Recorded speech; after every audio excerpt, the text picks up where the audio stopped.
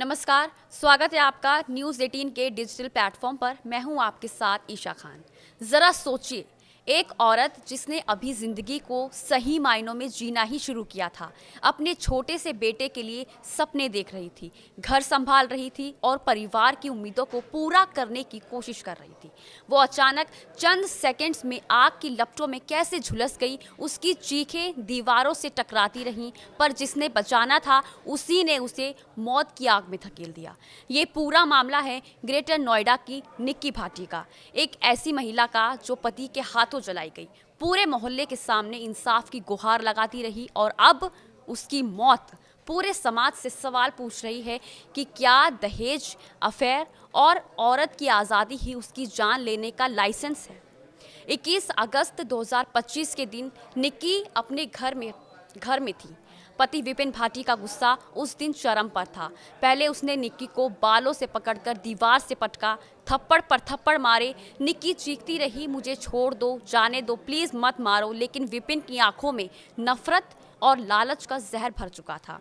अचानक उसकी नज़र टेबल पर रखी थिनर की शीशी पर पड़ी। उसने उसे गुस्से में बोला, तू ऐसे नहीं मानेगी, और झट से थिनर निक्की पर उड़ेल दिया। फिर जेब से लाइटर निकाला और एक चिंगारी। बस अगले ही पल घर की दूसरी मंजिल पर निक्की का पूरा शरीर आग की लपटों में था। उस वक्त उसी घर की दूसरी मंजिल पर निक्की की बड़ी बहन कंचन मौजूद थी। वो ड्रिप लगी हालत में कमरे में आराम कर रही थी। तभी बाहर से निक्की की दर्दनाक चीखें सुनाई थी। कंचन बाहर आई तो उसके सामने नज़ारा दिल दहला देने वाला था। उसकी छोटी बहन आग की लपटों में बुरी तरह से जल रही थी, सीढ़ियों से लड़खड़ाती नीचे उतरने की कोशिश कर रही थी। कंचन ने पानी डाला, लेकिन आग इतनी भयंकर थी कि बुझी ही नहीं। घबराकर उसने फ़ोन निकाला और पूरा वाकया रिकॉर्ड किया। कंचन का ये कहना है कि मैंने वीडियो इसलिए बनाया क्योंकि मुझे पता था बाद में कोई यकीन नहीं करेगा। वहीं आपको बता दें, घटना के बाद निक्की को फोर्टिस और फिर सफदरजंग हॉस्पिटल ले जाया गया, लेकिन डॉक्टर उसे बचा नहीं पाए। पुलिस ने केस दर्ज कर पति विपिन, सास दया भाटी, जेठ रोहित भाटी और ससुर सत्यवीर भाटी को गिरफ्तार कर जेल भेज दिया है। वहीं निक्की के पिता सत्यवीर सिंह ने बताया कि मैंने दोनों बेटियों की शादी एक ही परिवार में की। बड़ी बेटी कंचन की शादी रोहित भाटी से कराई। उसी परिवार ने छोटे बेटे विपिन के लिए भी निक्की का रिश्ता मांगा। मुझे लगा दोनों बहनें एक ही घर में रहेंगी, खुश रहेंगी, लेकिन सोचा भी नहीं था कि ये रिश्ता मेरी बेटी की जान ले लेगा। सत्यवीर सिंह का आरोप है कि शादी में स्कॉर्पियो, बुलेट और 35 लाख रुपए की मांग हुई थी। हाल ही में उन्होंने एक मर्सिडीज खरीदी थी जिस पर विपिन की नज़र थी। वो बार बार कहता, ये कार मुझे गिफ्ट कर दो। वहीं निक्की के भाई अतुल ये बताते हैं कि 2024 में विपिन एक लड़की के साथ रंगे हाथों पकड़ा गया था। उसका वीडियो भी वायरल हुआ था।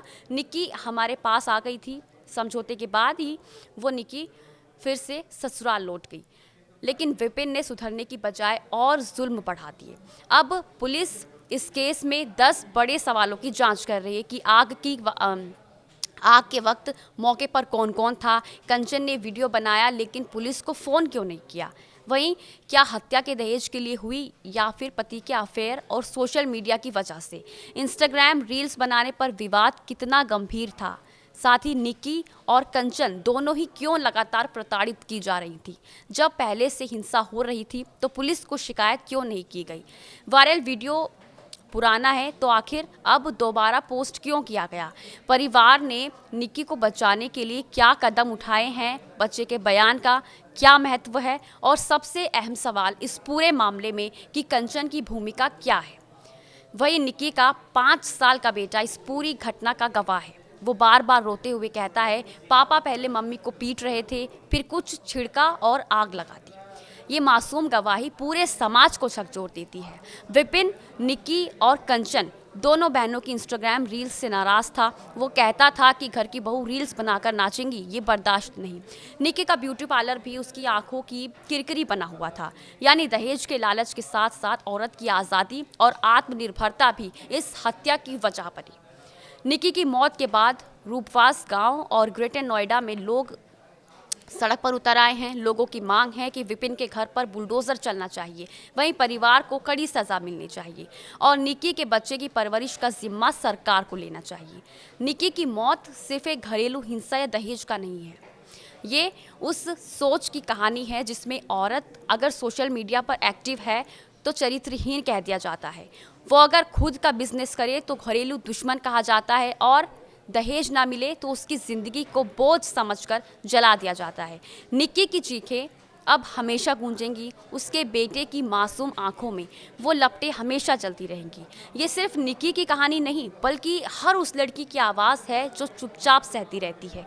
इंसाफ तभी होगा जब समाज ये तय कर ले कि दहेज, हिंसा और मर्द की जिद से किसी और निक्की की जान नहीं जानी चाहिए।